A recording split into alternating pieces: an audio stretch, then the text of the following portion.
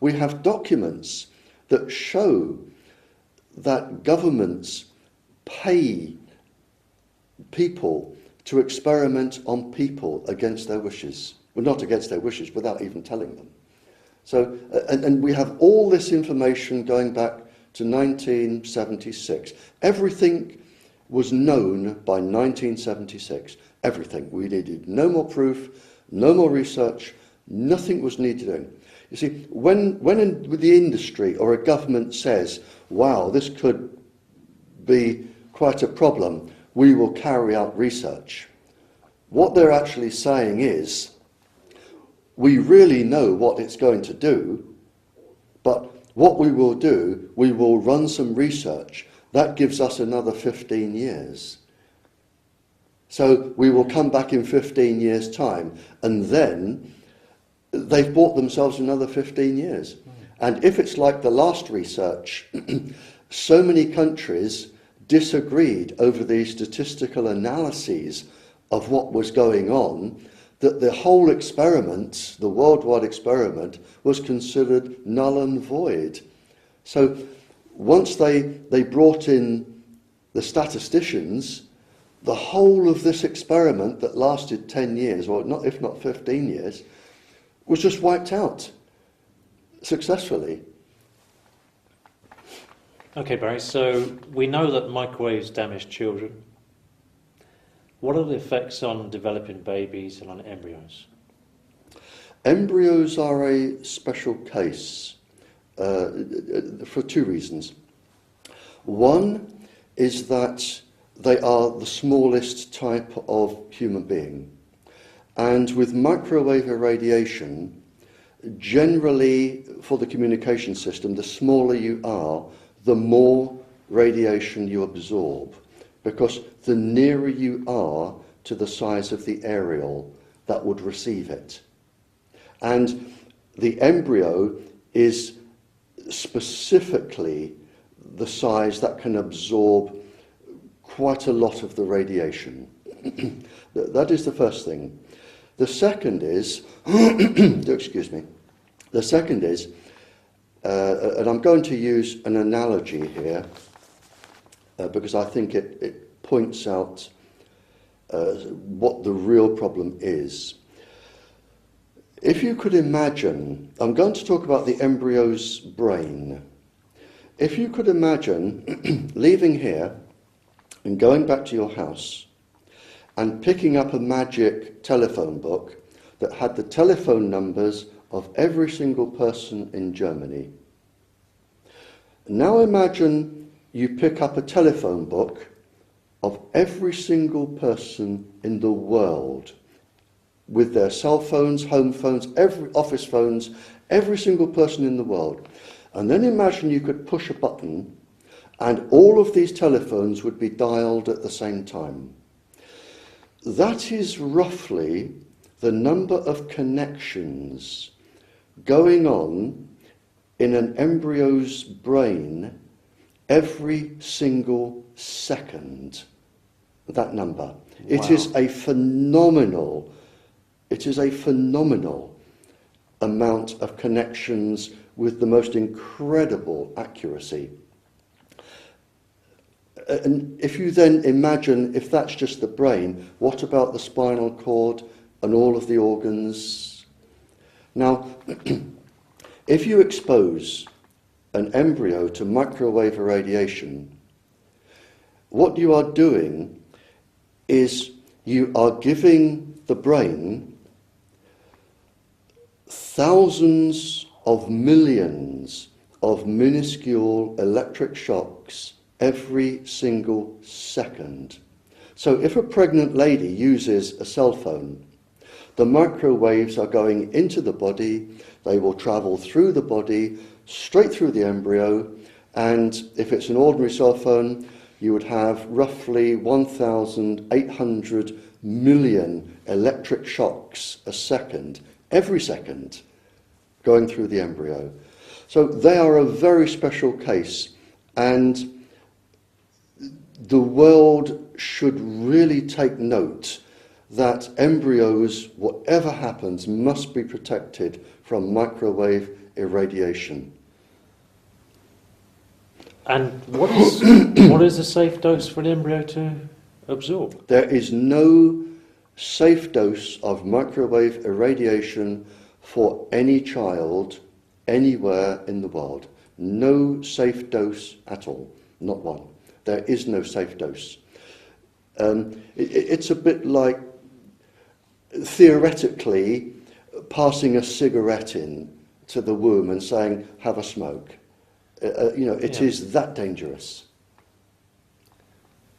So what laws do the governments and the mobile phone industry hide behind? What usually happens, if they want to come and put a transmitter outside your house or on the corner of your road or somewhere, they will usually come along, they will usually say, we follow the ICNIRP guidelines, which is the International Commission for Non-Ionizing Radiation Protection. They say we are well within the ICNIRP guidelines, we are well within the law, there is nothing you can do about this, zonk, there it is, live with it. But in fact, they are lying. They are lying. I have travelled all over the UK and all over the world, and I have never yet met a single decision maker that has read the international certificate. Not one. And yet they will decide planning issues. You can see hospitals with transmitters above the maternity ward. Yes. I've never met a single person that has read it. Well, I have. And on page 546, it specifically says that decision makers should take special account of children, the elderly, the sick. It says that some people may be especially sensitive to microwave irradiation. So before any transmitter goes up, what they should really do is a survey of the area to find out how many children there are, how many pregnant ladies, how many elderly, how many sick, to find out whether they're going to affect them. And on the next page, it specifically says that decision makers should read current scientific literature, up-to-date scientific literature, and they should set an exposure standard which is below the threshold currently known to be causing illness from microwaves. What they will do is they will come along and they'll say, and I can guarantee what they have said, they will say, these are radio waves, there's no problem, we've had radio for years, we're well within the ICNIRP guidelines, zonk. And that is a lie.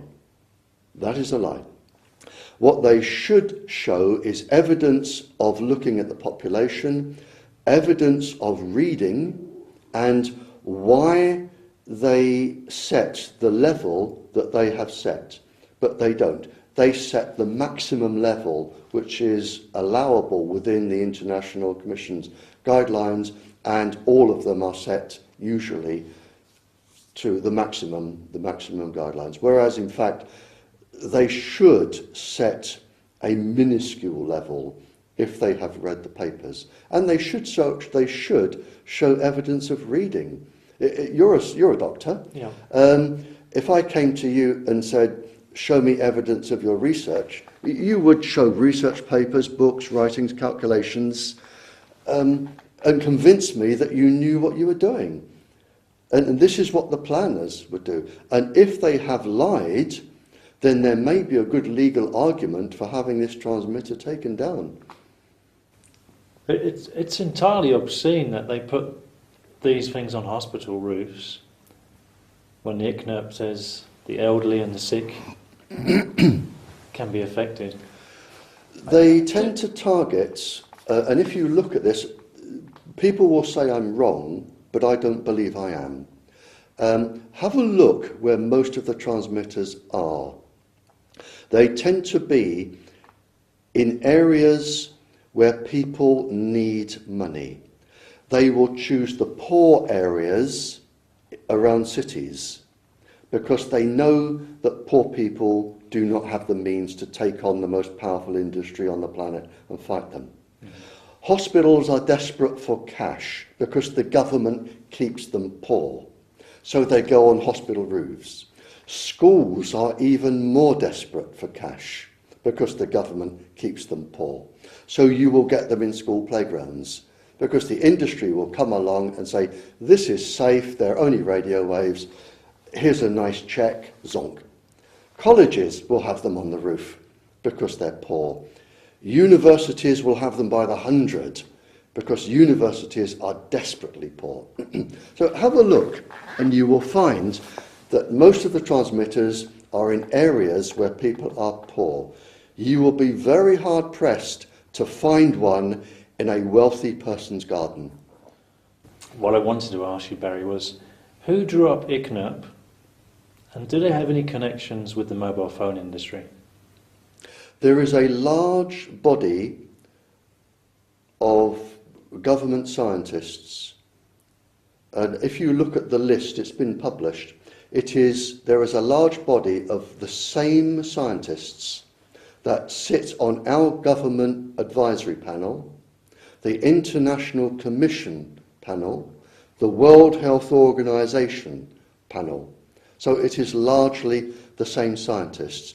And they have very bomb-proof qualifications. And when you have a Sir Professor standing up saying, I do not believe there is proof for this, that is all the councils need.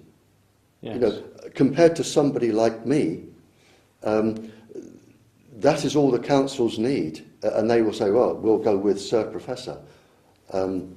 But you will find it has been published, but you will find the same names appearing on the same lists. Thank you. So from a legal point of view, is there any way that people can have transmitters removed? Have you had any successes with having transmitters removed? We have had successes with having them moved, and there are several legal arguments here, and I'm not trained in law, so I'm assuming that what I say is correct. There are a few legal arguments.